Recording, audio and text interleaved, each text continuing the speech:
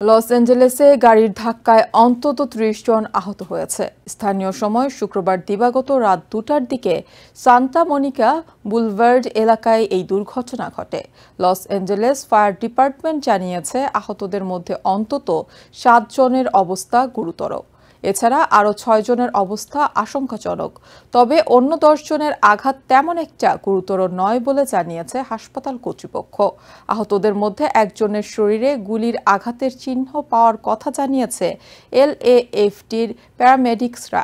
প্রাথমিকভাবে ধারণা করা হচ্ছে চলন্ত অবস্থায় চালক জ্ঞান হারালে গাড়িটি নিয়ন্ত্রণ হারিয়ে ভিড়ের মধ্যে ধাক্কা দেয়, যার ফলে এই দুর্ঘটনা ঘটে।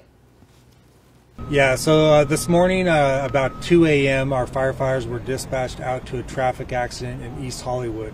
On arrival, they found there's a large number of people who were standing outside of a club.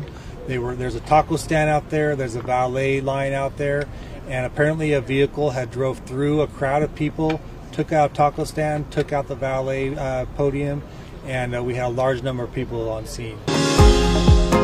New York থেকে সম্প্রচারিত TVN 24 টেলিভিশন বিশ্বজুড়ে বাঙালির কণ্ঠস্বর।